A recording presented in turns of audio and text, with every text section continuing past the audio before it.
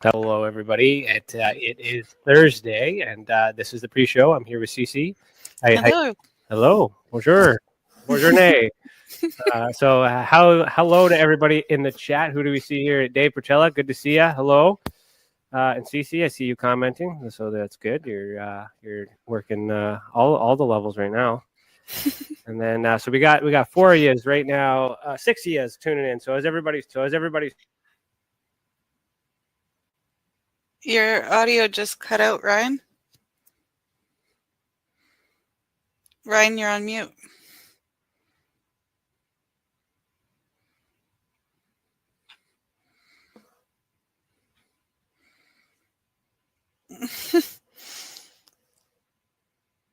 Ryan, can you hear me?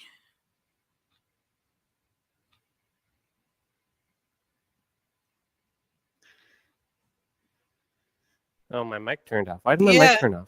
Could you hear me? I was trying to... Can you hear me, Cece? Yeah, I can hear you now. Hello. Yeah.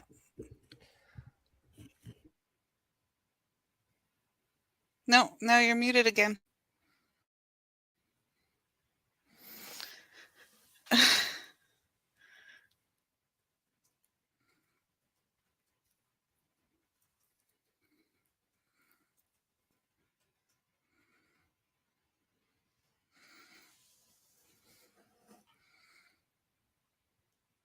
Okay, can you hear me now? Is that good? Yes. Can you hear me? Let me know if you can hear me. That's why we do this. Yes. All right.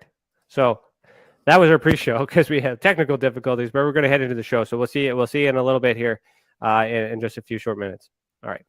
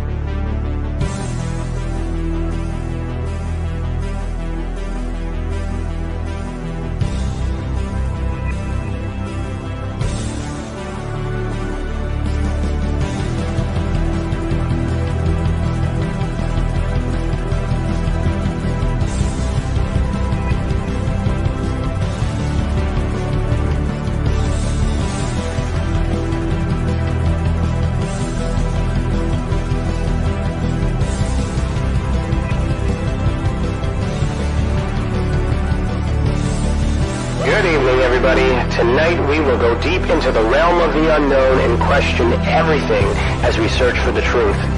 We will explore the possibility of countless phenomena within the ultra spectrum, and together we will learn that it is all connected.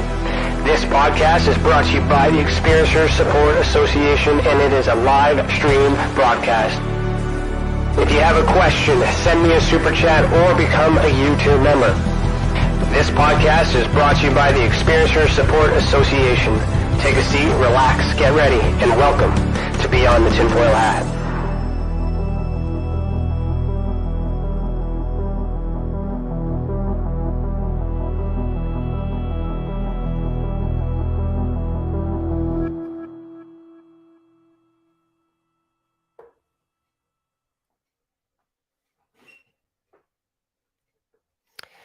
Hello, everybody. Today is Thursday, February 24th, 2022, and I, Ryan Stacey, am your host this evening. I'm a licensed private investigator, a citizen journalist, and the Director of Investigations for the Experiencer Support Association. I'm also the former National Chief Investigator for MUFON Canada and the former International Field Investigator Trainer for MUFON in general. Welcome to the channel, and thank you for joining us this evening. To super chat, click the $ sign next to your name in the comment box. And if you are in the observation deck, we are inside the Experiencer Hall. Go and put your comments and questions in the chat box. Tonight's theme is hybrids, implants, and ET contact. Our guest for season 4, episode 7 is Les Velez. I hope I said that right. I got that. Les is a graduate of the University of Vermont with a Bachelor of Science degree in business administration. Beginning in September of 1970, he served in the U.S. Army as a field artillery officer and was later vice president of Luscombe Engineering, a Silicon Valley-based manufacturer representative company. He joined MUFON, the Mutual UFO Network, in 1991 and has held the following positions: field investigator, training coordinator for field investigators, assistant state director in Northern California, chairman of the A.E.R.C, which is Abduction Experiencer Research Committee, and team leader of the A.R.T, Abduction Response Team. Also, during that time, he became a facilitator for an abduction support group in San Jose, California, and in 1994 co-founded OPUS, the Organization for Paranormal Understanding and Support. So what's interesting about this bio is this guy is doing a bunch of things in the past that I had no idea even existed, and then somewhere along the line in 2015, I did similar things and created the Experiencer Support Association. So I'm going to, without further ado, we're going to have a conversation from the past to the future and figure out where we're going to end up. So Les, put on your tinfoil hat. How are you doing this evening? Good. Thank you for having me, Ryan. Look forward to our conversation. Yeah, no, it's great to be here. I apologize to everybody for the pre-show for that little mishap there. I don't know what happened. There's always a lot of energy and technical issues when I'm excited. So I was really excited for this show. So I'm assuming that's what's going on. So, like Les, the first place that I want to go, obviously, I think we have similar lifestyles. In the sense, I served in the Army as well, but you were in the past, and I haven't. But you're still doing it now, and I haven't heard of OPUS until recently. So it's kind of. But when I heard about OPUS, I didn't realize that you were also part of MUFON. So now me learning that this week when I set you up for that, I'm really excited to talk about that, and I'm hoping that the conversation I'll be able to share some of the experiences and stuff because you've been. With MUFON in a different time, and I don't know where you're at with that now, and a lot of things have changed. So where do you want to start? Well, I think you kind of led me into this avenue to explain a little bit about the past, and then we'll go into the future. Okay. When I was 11 years old, now really going into the past, back in the late 50s, I saw something. It scared the hell out of me. And it caused me to go to the library and start reading about UFOs. And, George Adamski was the big UFO proponent at that point, talking about the Venusians, and his books were fascinating to me. And so, life goes on, and, next thing I know, I'm in college, and then I'm in the service, and then I get married. And in 1985, I moved from Connecticut, where I was living, out to California, to San Jose. And I picked up the San Jose Mercury News, and Stanton Freeman was going to be talking about UFOs and the government cover-up.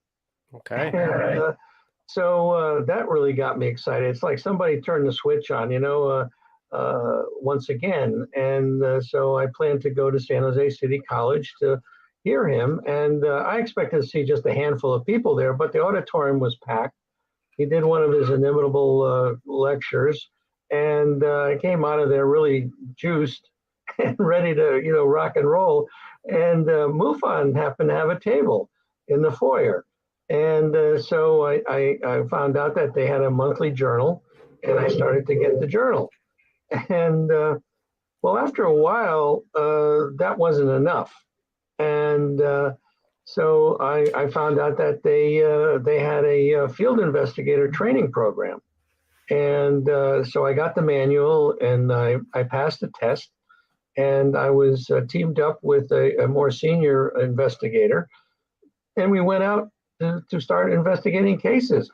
And almost without exception, the cases turned out to be not only sightings, but people saying that they had contact with non-human intelligences.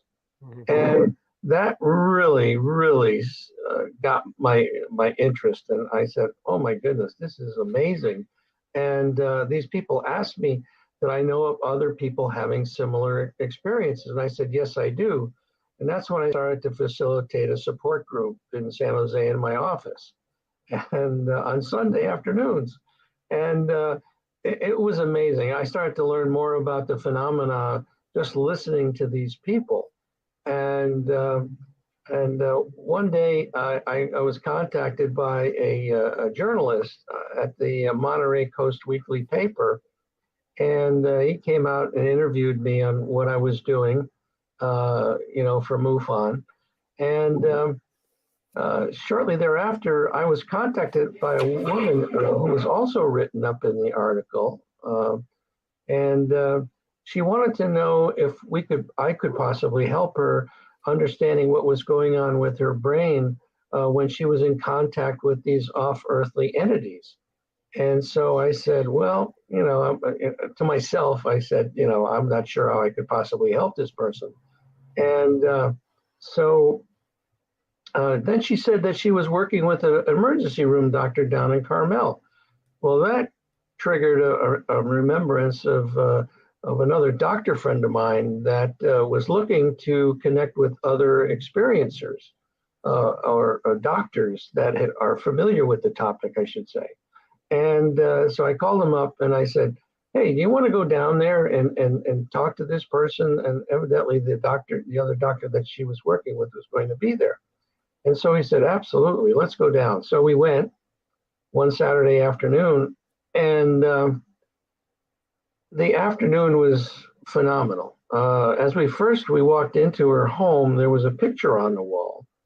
And she was standing on the back of this rather large vessel. And I said, what's this all about? She says, oh, I was helping some treasure hunters down in the Caribbean. And I said, really? How are you doing that? And she said, well, I was in contact with the captain of the galleon that had gone down. So that started the afternoon. And came to find out that when she had a near-death experience, and afterwards she became extremely psychic, and was in contact with numerous off-earthly entities. And so the afternoon even progressed into more wild areas, with the fact that she started to tell us about us individually, certain things about us that there was no possible way that she could know. I didn't know her from Adam, and neither did my doctor friend. So that afternoon, we came away from that experience and said, how can we possibly help people like this? And so the idea of setting up a nonprofit organization came about. And in 1994, we finally put together OPUS, the Organization for Paranormal Understanding and Support. And our mission, simply put, was to help people having paranormal experiences. Now, it wasn't only relegated to the abduction phenomena. You know, in our mission statement on our website, opusnetwork.org, you'll see in our mission statement, we talk about Kundalini awakening, we talk about poltergeist activity, we talk about, you know, all these other parts of the paranormal that are, you know, I believe are all connected. These are all connected in some way, shape, or form. And so what we've been doing as an organization is basically set up a referral network of therapists that we can you know, tell these people when they come to us into our website, where there's a contact area there. Just fill out a short bit of information, and then we'll contact you, and we will refer therapists hopefully in your area. Now, we're always looking for more therapists because we cover the United States and in Europe in some cases, but we're always looking for more therapists that are familiar with the topic.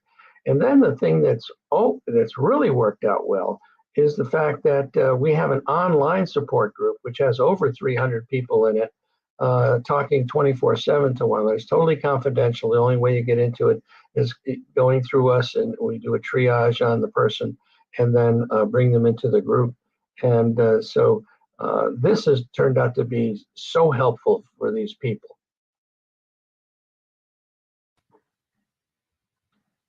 Oh, don't hear you. I really do appreciate all that you've done. Stacey, I have to bring you in for a second. Can you carry on the conversation? I do apologize. There is an unexpected visitor that I have to go and see. Just carry the conversation. I'll come right back. I promise. Can you hear me? Yeah, I can hear you. Oh, okay. Okay. I'll be right back. I do apologize. This is, I don't know what's going on. So I'll be right back. Okay.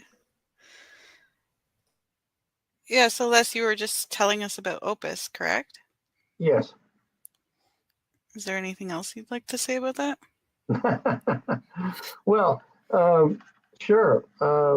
One of the things, you know, as a nonprofit organization, we are, you know, dependent upon donations. But more recently, I wrote a book called The Unknown Other and the Existential Proposition of Alien Contact. And all the proceeds from that book go directly to OPUS. It's on Amazon. It's also on our website, opusnetwork.org. And basically what I do is I cover, you know, a lot of traditional things, but I also brought in a number of other things, including some of the UAP information that the government put out. I also have the omega-3 study, which was a study that we conducted in 2007-8 timeframe that was funded by MUFON, the Mutual UFO Network, where we took 71 people that were basically espoused the fact that they had contact with non-human intelligences, and 51 people that were a control group. And we found out some pretty interesting things. And the bottom line is that these people did not have a psychopathology. They were not fantasy prone. They had a totally different worldview after their experiences, and they felt that there was a sentient, purposive type source that they were in contact with, and that they were more benevolent than malevolent and more benign than malignant. And they had also differences in their temporal lobe activity, which was interesting. So, you know, and right now I'm in the process with a psychologist friend of mine who was involved with the FREE study, Russell Scalpone, that we've gone out to therapists with a short survey and to find out what they have found to be something that has been helpful to the experiencer and the way they're treated. And of course, the one thing we found out right away is that the experiencers were looking to reduce stress, but they were looking also for an empathetic listener, someone to really listen to their stories, because in a lot of cases, these people have nowhere to turn. A lot of them have gone to psychologists or psychiatrists, and thinking that they're crazy, but the bottom line they find out is that they're not. And so then what? Where do you go? Where do you go? Who do you turn to? But a lot of times they can't turn to family members, they can't turn to clergy, because they're shunned, or people think they're crazy. And so the bottom line is that this type of organization is something that's very important to these people, and something that they can turn to and get the kind of help that they're looking for. That's awesome. So the book, The Unknown, is that some of your study in there? Is that a Yes. breakdown of Yeah, OPUS the study? omega-3 study is in there. That's the first study. The omega-4, which is the follow-on, how clever of us to come up with that, is something that we're in the process of doing. And the second phase of the first phase was going out to therapists. The second phase will be going out to their clients and getting that feedback. And so we will be not only publishing that, in the peer-reviewed journals, but we will certainly have it on our website. And the omega-3 study is on our website, again, opusnetwork.org. This whole topic is something that I think is so important for people to understand that there is a resource out there, and there are other organizations that are doing similar things, and it's almost like we don't have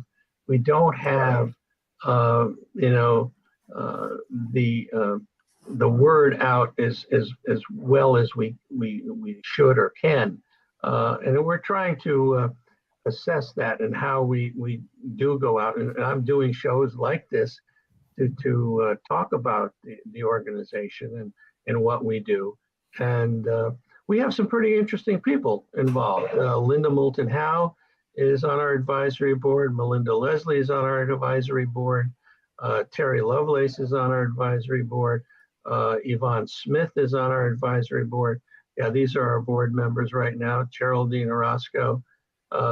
So we are blessed to, having these great people with us, and we are, constantly looking for more. Russell Scalpone is our newest board member, and so we're really pleased. And here's the list of the board members that we have right now. And in the beginning, when we got started, we had Bud Hopkins on our advisory board, David Jacobs on our advisory board. Matter of fact, in the book, I talk about the beginning of Opus and in much more detail as far as who was involved and the types of things we were doing. And then I go into the physical aspects of the abduction, the psychological aspects of it.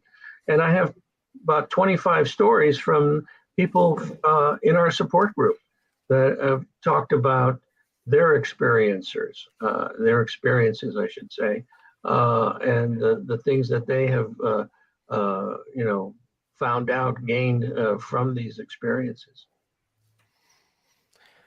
I do have a question. Stacey, thank you for stepping in. I do apologize for that. Someone, the police showed up and it was the wrong address. So my cameras went off and my wife's downstairs and I see that there's police officers showing up. So I had to run downstairs to figure out what the heck that was all about in the middle of that. But it turns out it was the wrong address. So I apologize for that. But thank you for stepping in. You can stay in if you want. My question for you, Les, is I feel this. This is I can't say the exact same reason, but it's along the same path that I had with MUFON. Is it started with UFOs, and then you get involved and you realize it's a lot bigger. There's a lot more out there. It's a lot more intricate. and you really need to tackle it from many different angles. So does MUFON, like, maybe I missed this when I went downstairs and I came back up, but did MUFON at all assist with OPUS, or do they help now, or like where did that relationship separate, if it or is it still together? Like, how does that work? Well, okay, that's a good question. In about 2007, I approached James Carrion, who was the international director of MUFON, and I talked to him about the fact that, MUFON has pretty much been a nuts and bolts type organization, and that I thought they were missing the boat on, not investigating, and working with these experiencers and finding out more about what they know. And so, and MUFON did not have a method of dealing with these people. So when phone calls came in, they were handled haphazardly. So I told him, I said, I'd be happy to take that task on. And so what happened was that they began to send me phone calls, recorded phone calls from people that have contacted the headquarters. And so I started to talk to these people and return their calls and try to help them out as best I could. And so that relationship went on for quite a while. And then finally, MUFON decided, the light bulb went off that they should probably be doing this. And so Kathleen Martin stepped in, and she set up the organization called the A.R.T. It was called the Experiencer Research Team, but now it's the Experiencer Resource Team. And I'm a member of the MUFON A.R.T. as a research consultant now. And since I'm not a field investigator anymore, I pulled out of that. Did Kathleen retire from that? Is she? Who's it? Yeah, she got very busy with other things, and so she passed the baton to Gwen Farrell. Okay. And so Gwen is doing it along with George Medich, who has been involved since the beginning as well, and they're doing a great job. And so we have monthly Zoom meetings that I attend as well, and so that relationship has changed, but I'm still involved in a way, and I'm utilizing some of the members of the A.R.T. team, including Kathleen, to look over our survey of not only the therapists, but the upcoming survey that's going to go out to the clients of the therapists that we contact. So it's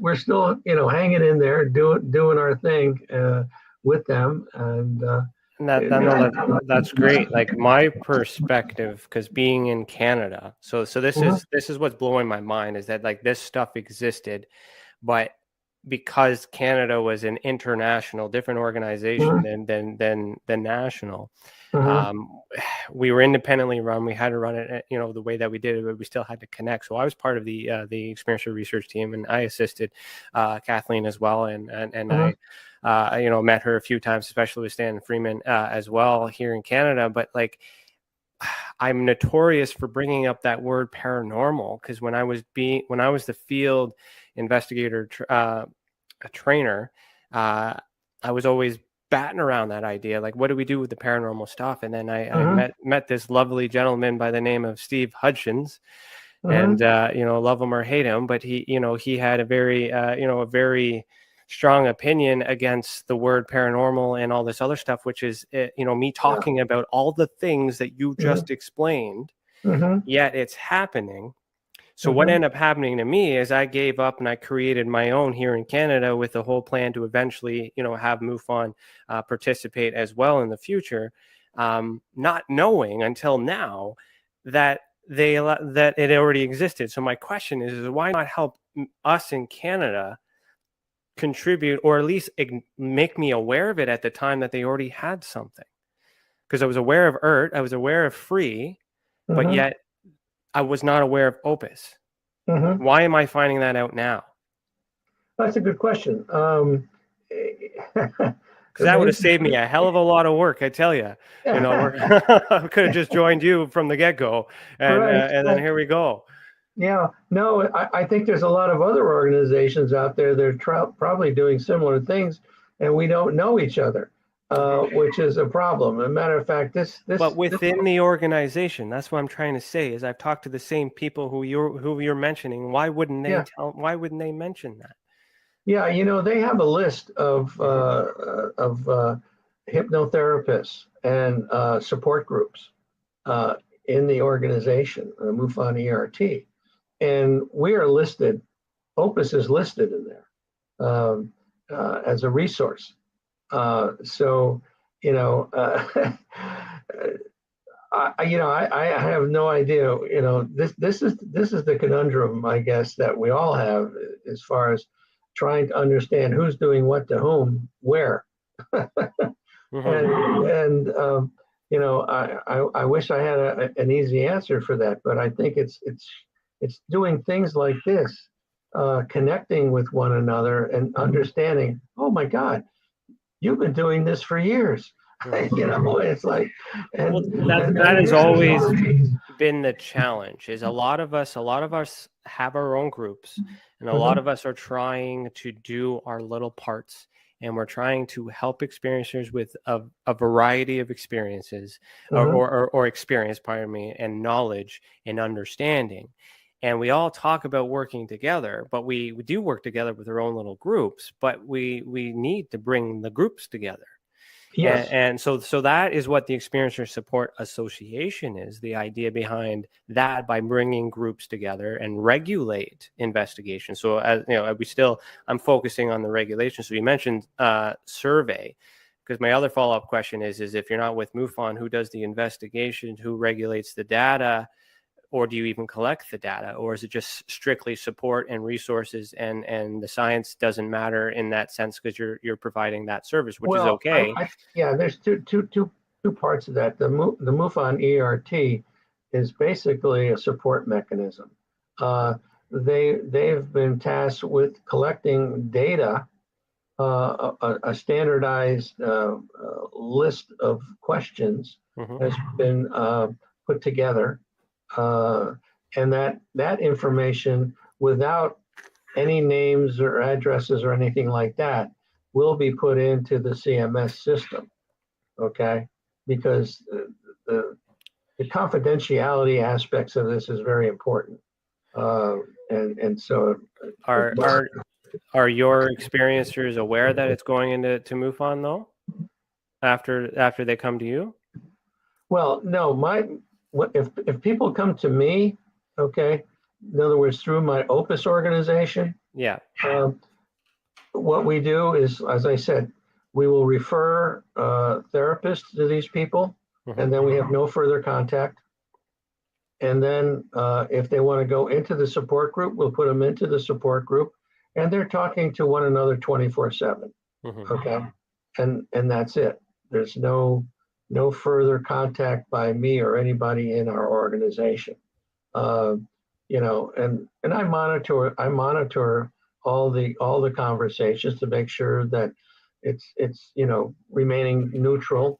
People are, you know, being you know, very open-minded and about the conversations that are going on. If people get on their high horse or start to have problems, then we intervene. But you know, your idea, I think, and I've thought of this too, is that there's got to be a way that there needs to be an international organization that takes all these organizations and, you know, puts them together in some way, shape, or form to understand who's doing what to whom, what resources we each have, how can we share those resources to help these people, because this phenomena is worldwide. There's millions and millions and millions of people having these experiences. And, you know, if you look at the Roper organization that did that study back in the early 90s, that Bud Hopkins and David Jacobs started with the help of Robert Bigelow financing it. They said back in those days there was like 6 million people in the United States alone that were having these types of experiences. Well, take a look at where we are today, and it's a worldwide phenomenon. How many other millions and millions of people are having these experiences? Yeah, it's interesting because like I don't want to say that we are that group, but it's definitely the goal in mind to become that group. Where and the only way that I can comprehend and understand how to regulate is focusing on evidence. So my expertise is in collecting evidence as a private investigator and a policing background and military infantry. So I've created. So obviously you're familiar with the Hynek and Velez classification scale. I've used that for many years. It does not work for paranormal. No. But I've created what we call the ultra spectrum classification system, which is an advanced classification system. I had many conversations with Paul Hynek to make sure that no offense was taken, and he considers it to be robust to enhance. It includes Velez system, and it also includes the concepts of John Keel in his super spectrum. So what I've done is I've created an evidence-based system that allows us to repackage whatever system anyone else uses to break it down into a universal language. As an example, UFO and UAP. Those are two words used to describe the same thing. Someone might call it a UFO, someone might call it a UAP, or the paranormal people might just call it a paranormal orb, a ghost orb. But yet, what makes that in common between everybody is that it's in the sky. So we call it aerial activity. And then when we look into the methods, like some people can see it and take pictures of it, some people can hear it, but other people are seeing it in their mind. And in order to make that credible, we've established a sensory category, so to allow what we're calling psychogenic. So the mental possibility of seeing it in your mind, and then we work through our investigating process. Then we're able to compare the visuals, where it doesn't really matter the methods, but then it brings everybody back together. So that way, MUFON. So you say MUFON for an example, who calls it a UFO? We can do a work, repackage it, and we can and repackage and do a whole group thing, and then give it back to MUFON and say, okay, this. Even though it's a paranormal orb, we can speak their language. Right. So part of that is regulating the language. We need a universal, because we have archetypes. That's always been my problem. Is we don't know how people are raised, and we don't know if what they think they saw is what they really saw. But you need to balance that, because you want them to feel believed, or you want to believe them. I believe that something has happened, but I may not believe that what you said happened is what really happened. So how do you challenge that? How do you hero that? How do you deal with situations like that? I think one of the things too that I'm dealing with right now is we use the terminology non-human intelligences, but how does that cover seeing your long dead relative? Okay. No, because it was a human at one time. Okay, and so it's coming back in a form that you recognize, and so it is human to you. And so how do you categorize orbs as a non-human intelligence? Maybe it is a non-human, but so I think there needs to be some kind of terminology that will cover all the bases, whether it's poltergeist activity, whether it's your long lost dead relative that you're seeing, spiritual awakening, kundalini type of experiences, all of that because as we've started to go out to some of the therapists, when I've talked about non-human intelligence, the first thing one of them said to me, he says, well, what about the long dead relative that comes back? Is that categorized non-human? Well, see, that's interpretation, right? So to go to the orb as an example, that to me is a sensory display. That's the group. And then the type would be aerial activity because it's in the air.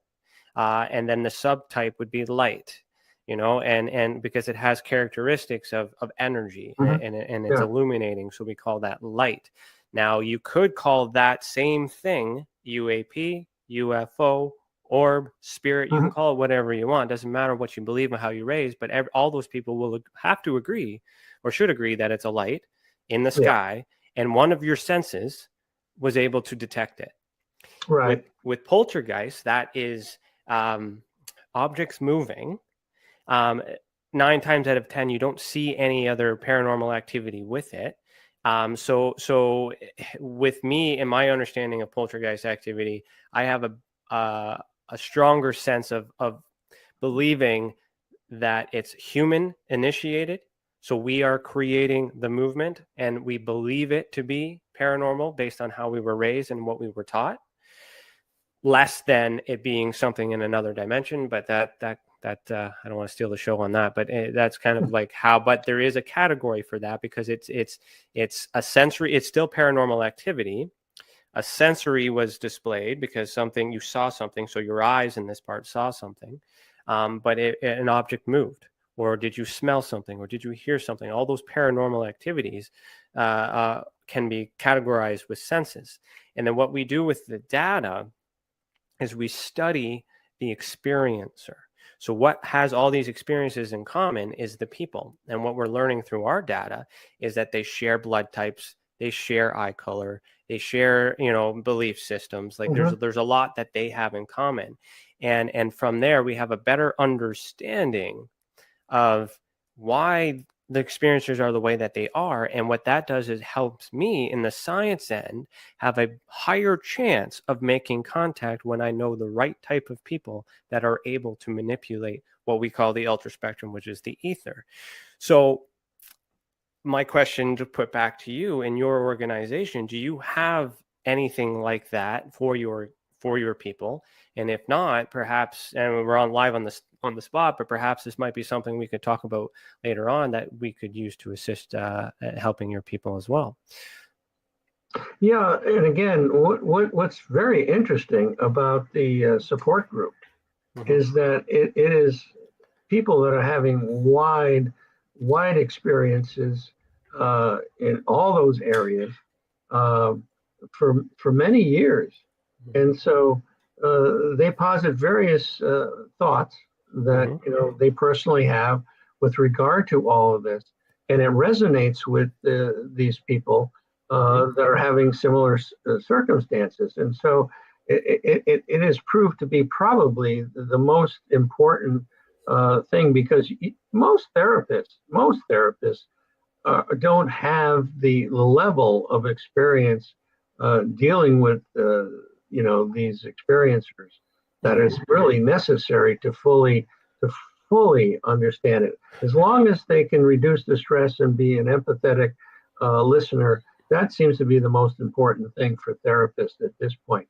But having all the answers, nobody has all the answers. About what I know, and we're still trying to figure that out, but what about patterns? So do you see a pattern that could lead you to a hypothesis as to what is happening? Well, I would say that there's many theories that are out there as far as what something could be, as far as like the hybrid situation. Is that something that the aliens are doing because they're going to eventually take over the planet? And that I posit some of that in the book, the existential proposition of alien contact. I mean, this could be something that is in process right now because there's supposedly, millions of hybrids out there that look like you and I. You can't tell them apart. This is the book on Amazon, and so And it's interesting that you can't tell them apart. So from an evidence perspective, like if they look human, they are human until proven otherwise, innocent until proven guilty. Well, So yeah, and also Gary Nolan from Stanford University said, well, it's very difficult to comment about the hybrid process because we don't have alien DNA to compare. But then again, Helen Luttrell wrote a book called Rachel's Eyes, that her daughter went to school, Humboldt College in Northern California, with a hybrid that was being delivered food from the military. And she looked very different. Yeah, it's a hell of a book. As a matter of fact, Helen Luttrell was in our support group in San Jose and was regressed by June Steiner, who was the past president of OPUS, who's a hypnotherapist and counselor. So, or are this hybridization process something that the aliens need to do to help themselves in a way, that they're creating a combination so that they can exist in the future? Yeah. So, how would you characterize a hybrid? So, like you use that word, I use that word, an experiencer might call that word. Use that word to explain this, but to you, what criteria needs to be present before you label it a hybrid? Yeah, it is very difficult to characterize supposedly what a hybrid is. I was at the MUFON symposium this past July in Las Vegas, and a woman came up to me and started to tell me about her hybrid children. And Geraldine Orozco, who is one of our board members, who is pretty well known as being a hybrid mother. She has 24 children, supposedly. And so, I mean, you hear these stories, and, the only person that I knew personally that felt that she was a hybrid was Cindy Crawford. And the thing with her was that her organs were in different places inside her body, and that was well known. She had X-rays and all this type of information about that. Now, does that mean she's a hybrid, or is it just because she had some kind of mutation when she was born that created that? I don't have any definitive proof that people are hybrids. There's, but people feel. And even David Jacobs now has said in his latest book that they're hybrids, that they look so much like you and me that you don't even want to call them hybrids. They're hybrids, the human part. The human part, yeah. So the challenging parts, especially with that, is we have the term coined, and then we have the term used, and then we have years of people relating to it, and then having something happen to them, either physically or psychologically, and in many different ways of interpreting, whether it's ET or my labs or any other method of intrusion. Interpreting it, talking to others who are trying to interpret it, and then getting help from other people trying to understand it, all the more reason to regulate it, or at least on this side. Now, with what's going on the UFO side in America, and the disclosure and all that, with the your department there. Sorry, I don't know the long acronym that they throw out there. Not ATIP, the new whatever that turned out to be, the ASOG or whatever that is. Yeah, right. But do you think that, what's your opinion on that? Just to segue into that, and then what I want to kind of lead into is whether or not that's going to be a stepping stone to getting better data to also mention the existence of extraterrestrial, or do you just think it's something just UFOs? Well, I'm going to back up a little bit and say that in the case of the hybrid, I'll put a little bit more into that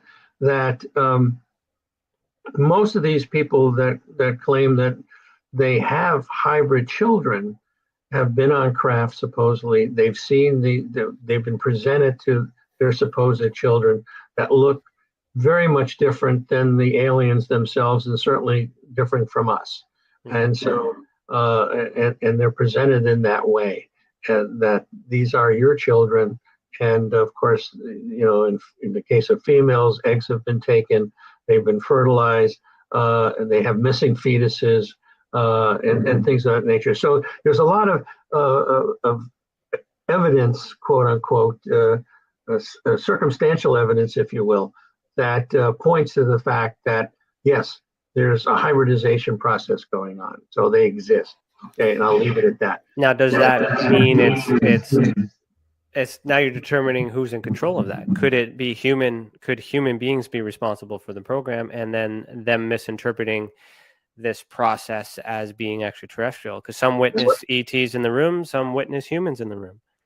Yeah, and that's been the case. I mean, besides the grays, which are quite common, you'll have mantid type creatures, which the latest information on that they're 99.9% of the time female, and very loving and very much in control.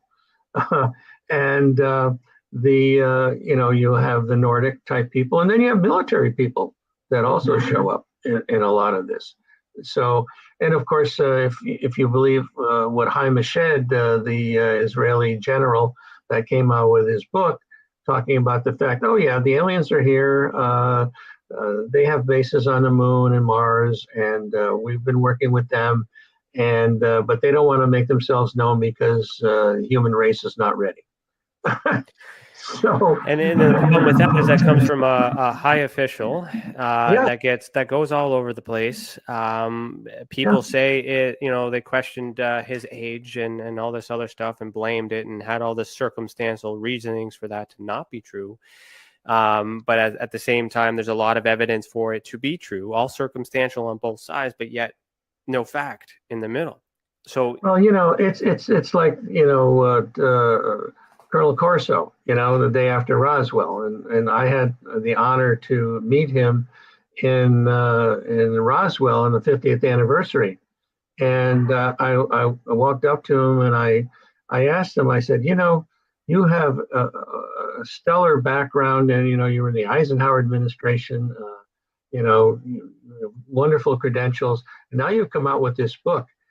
Are you worried about what's going to happen to your reputation and things like that? He says, hell no. He says, our children, our grandchildren need to know that this is happening. Mm-hmm.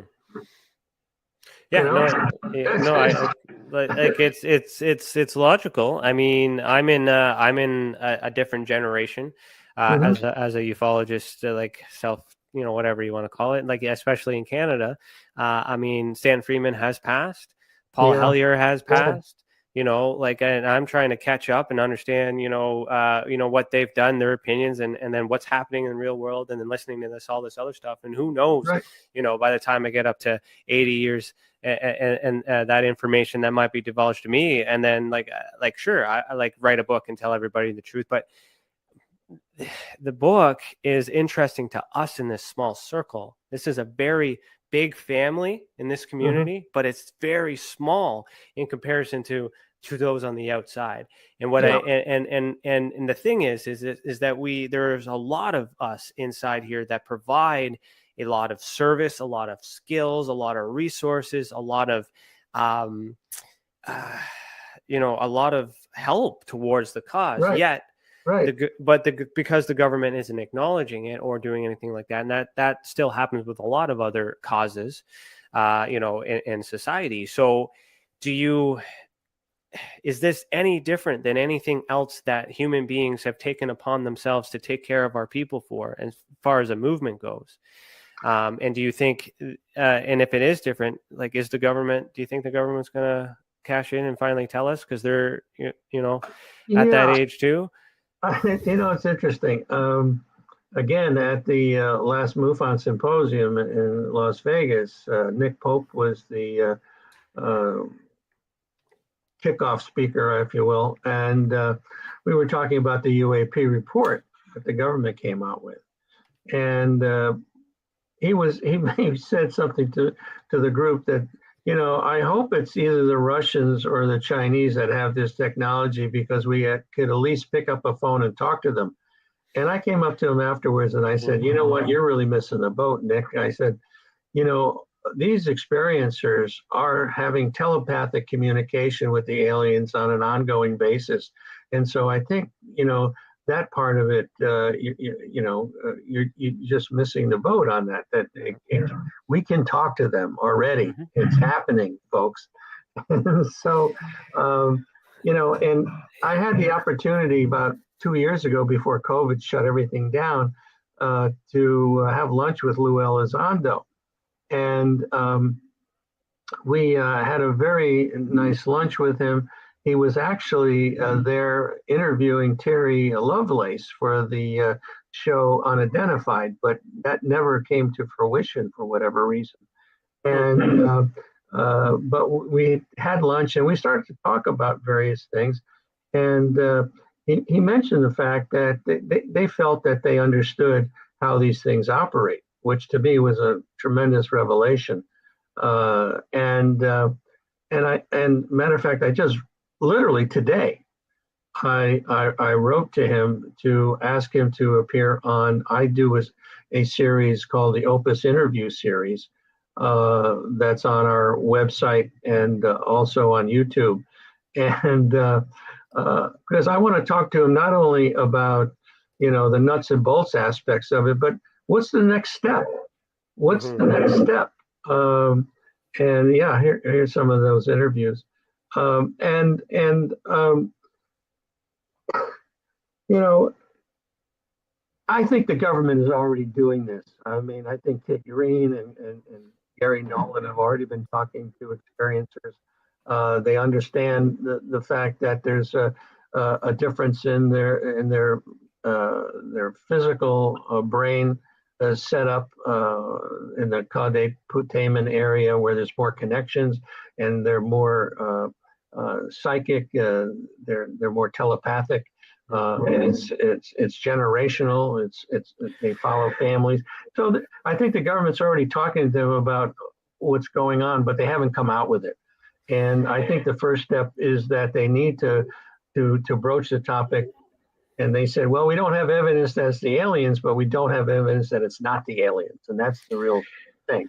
And I think that's what it is. I think with the aliens, you know, if you want to call it the aliens, that's another term that, you know, can be quite.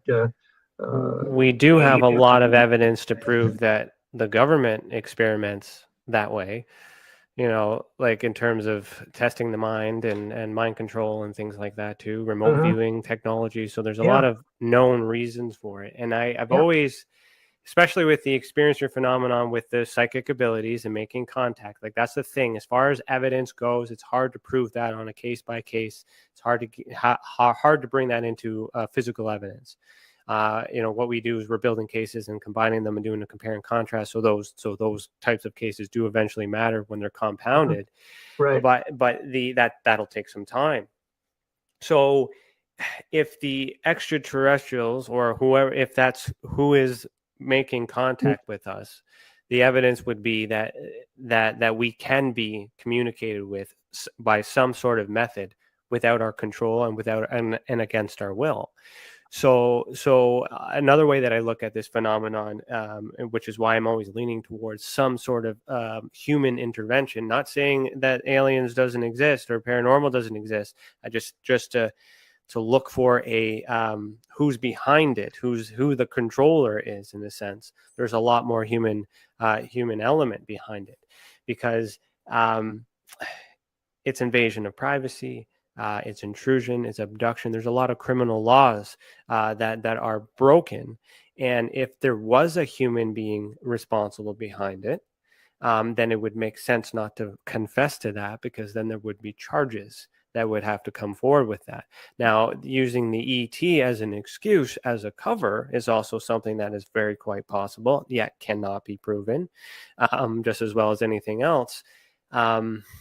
So how do we solve this riddle when we know that we can do it? We have the effort, we're trying, we're not getting the support from the government in the way that we need it, or we're not getting the answers to a point that we believe it, because that's a problem on its own. Not everybody can trust the government with everything. How do we, what's the future, you know? Like, where do we go from here?